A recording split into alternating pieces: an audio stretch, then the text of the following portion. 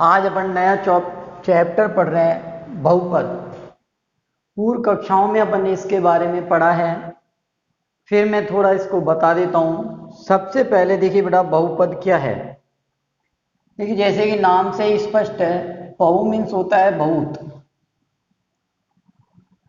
बहुत प्लस पद मीन्स है पद, टर्म, बहुत सारे पद, ठीक है, वो कहलाते हैं बहुपद। अब देखिए वास्तविकता में बहुपद की परिभाषा क्या है कि ये अक्षर और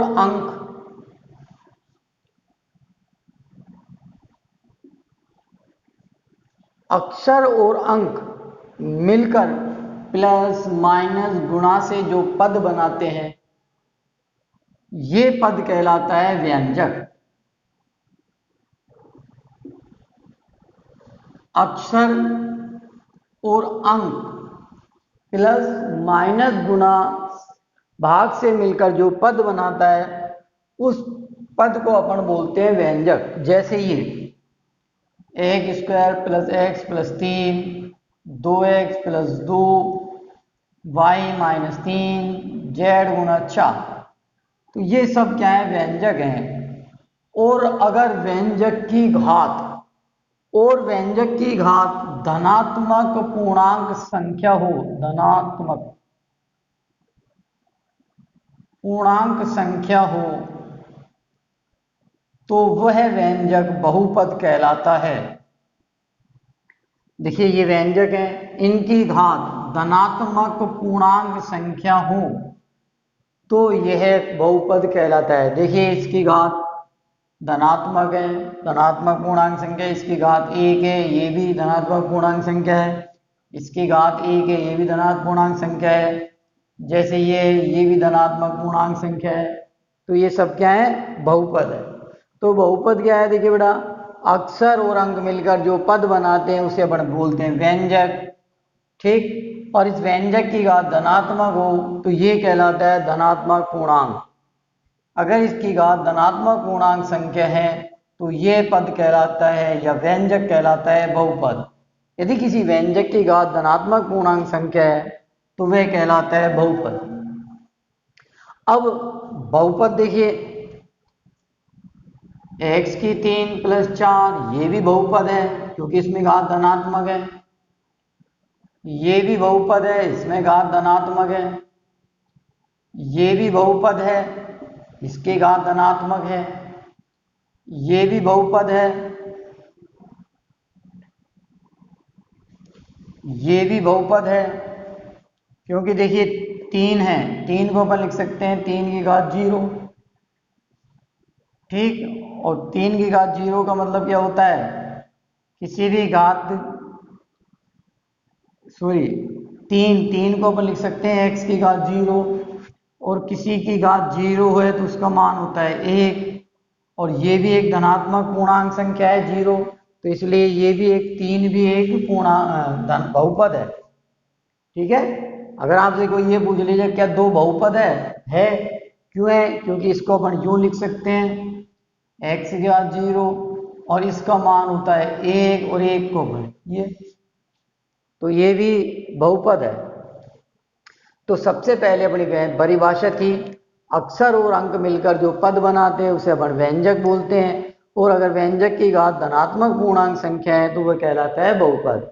अब ये बहुपद नहीं है क्योंकि इसकी घात है -3, माइनस में नेगेटिव है, जबकि मेरी परिभाषा क्या है, घात कैसी होनी चाहिए, धनात्मक। ये भी बहुपद नहीं है क्योंकि जब ये ऊपर जाएगा तो ये माइनस का हो जाएगा, ठीक। ये भी बहुपद नहीं है क्योंकि इसका मतलब होता है 1/2, और ये भी पूर्णांक संख्या नहीं है, धनात्मक पूर्णांक संख्या, तो ये भी बहुपद नहीं है। तो जैसे आपके पास दे दिया सवाल x 3/4, x की 1/2 माइनस 1, 3x प्लस 4, x की -1, इनमें से कौन कौन बहुपद है। देखिए धनात्मक घात है इसलिए बहुपद है, इसकी घात परिमेय संख्या है इसलिए ये नहीं है, इसका मतलब होता है x की घात 1/3। ये भी परिमेय संख्या है, ये भी नहीं है, ये ऋणात्मक संख्या है, ये भी बहुपद नहीं है। अब बहुपद के अंदर अपन बात करते हैं पदों की। x y से मिलकर जितने पद जुड़े रहते हैं या घटे रहते हैं उनको अपन देख लेंगे जोड़कर, वो हो जाएगा उनके पदों की संख्या, कि ये एक पद है, ये द्विपदी है, या त्रिपदी है। जैसे x की 3 प्लस 2x प्लस 1, x की 4, x की 3, y की 2, z की 1, ax स्क्वायर प्लस 2x।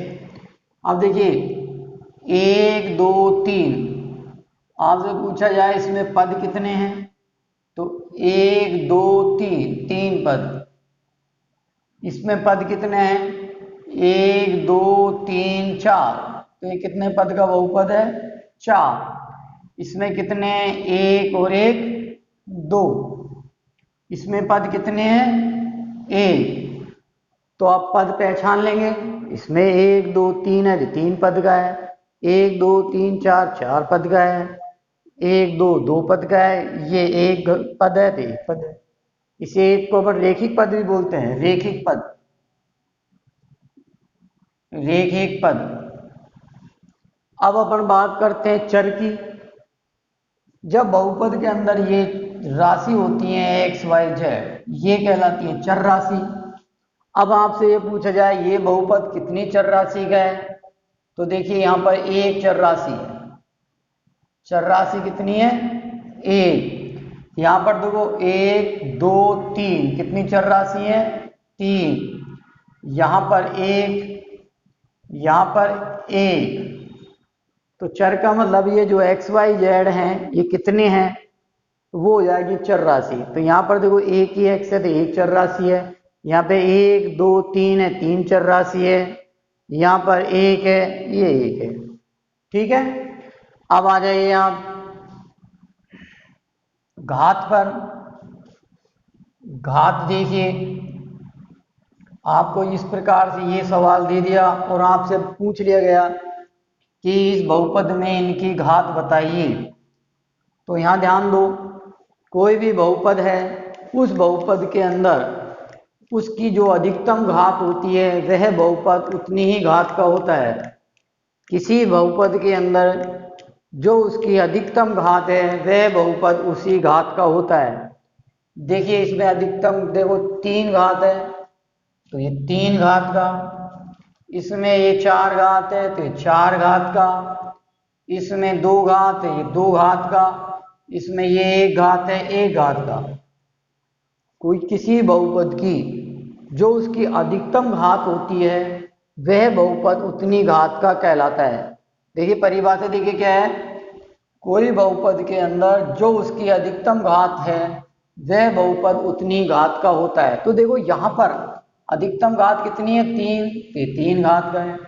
इसमें अधिकतम घात 4 है, 4 का है। इसमें 2 है, 2 का है। इसमें कितना है, 1 है।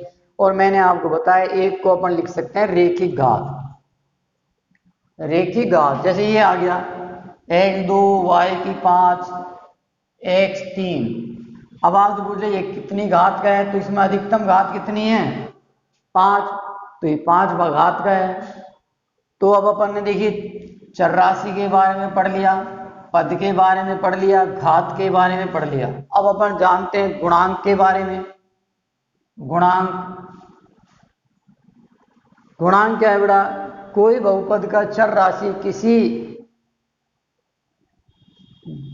अंक से गुणा है तो वह उसका गुणांक कहलाती है। देखिए कैसे, जैसे ये 4x square plus 2x plus 1।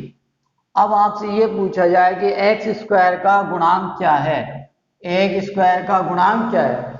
तो देखिए बेटा यहाँ पर x स्क्वायर किससे गुणा हो रहा है, 4 से, तो x स्क्वायर का गुणांक क्या आ जाएगा, 4। आपसे ये पूछा जाए कि x का गुणांक क्या है, x किससे गुणा हो रहा है, 2 से, तो इसका गुणांक 2 हो जाएगा। जैसे ये राशि दे दिया आपको,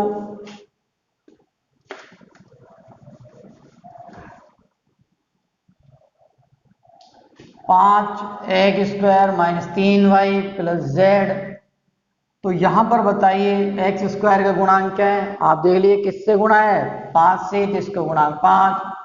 यहां पर y का गुणांक क्या है, ये -3 से गुणा है तो 3। यहाँ z का गुणांक क्या है, कोई अंक नहीं है तो अपन मानते हैं हमेशा 1, तो ये इसका एक गुणांक है 1। ठीक है, तो ये चीज थी, ये तुम आप लोग पहले पढ़ चुके हैं कि बहुपद किसे कहते हैं, चर राशि क्या है, पद क्या है, घात कैसे निकालते हैं। अब अपन बात करते हैं जो इस टॉपिक में पढ़ेंगे, इस बहुपद में अपन पहला पढ़ेंगे शून्यांक, दूसरी चीज पढ़ेंगे अपन द्विघात समीकरण, तीसरी चीज पढ़ेंगे भाग, चौथी चीज पढ़ेंगे एलसीएम एचसीएफ। तो अपन यहां पर आते हैं बेटा, शून्यांक क्या है। शून्यांक के बारे में भी आपने 9th क्लास के अंदर पढ़ा है कि जैसे अपना ये बहुपद है 3x²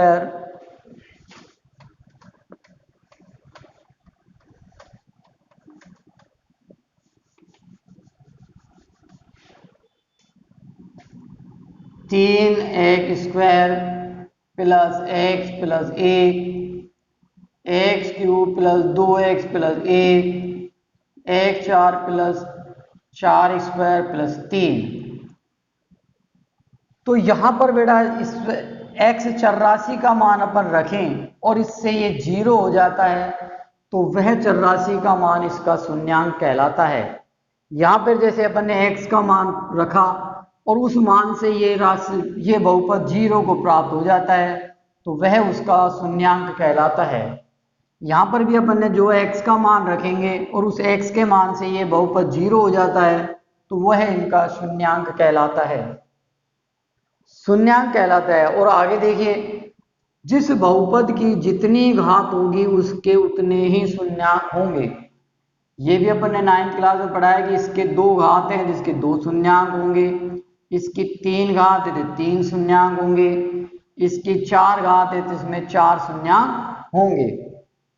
तो देखिए सबसे पहले शून्यांक क्या है, जिस ऐसा चर का मान जिससे ये बहुपद 0 हो जाता है वो उसका शून्यांक कहलाता है। किसी बहुपद की जितनी अधिकतम घात होती है वह बहुपद के उतने ही शून्यांक होते हैं। इसके 3 है तो 3, इसके 4 है तो 4। इन शून्यांकों के बारे में, अब इन शून्यांकों के बारे में अपन इस प्रश्नावली के अंदर अब जो चीज पढ़ेंगे वो क्या है कि अपने जो मोस्टली कोर्स के अंदर है जो द्विघात बहुपद वाला शून्यांक है, ठीक है, इन शून्यांकों के गुणांकों के बारे में अपन ने अभी अभी पढ़ा है, उनमें जो संबंध है उस संबंध के बारे में अपन पढ़ेंगे। देखिए कैसे, अपने पास बहुपद है ax² plus bx plus c, यहाँ पर a का मान 0 नहीं है क्योंकि अपन अगर ये 0 हो जाएगा तो फिर ये एक घात हो जाएगा, पर पढ़ेंगे द्विघात के बारे में। यहां पर देखिए बेटा x² का गुणांक a है, x का गुणांक b है और ये है अचर पद। मैंने अभी अभी आपको बताया जब जितनी उसकी घात होती है तो उसके 2 शून्यांक, जितनी उसकी घात है उसके उतने ही शून्यांक होते हैं। यहाँ 2 घात है इसके तो 2 शून्यांक होंगे। उन शून्यांकों को अपन एक को मान लेते हैं अल्फा और एक को मान लेते हैं बीटा। इन शून्यांकों का इन गुणांकों से क्या संबंध है, उस संबंध की सत्यता की जांच अपन कल करेंगे। और वो क्या है, जो इन शून्यांकों का जोड़ है वो जोड़ होता है -b/a के और इनका गुणा होता है c/a के। b का मतलब है x का गुणांक, ये अचर राशि, c है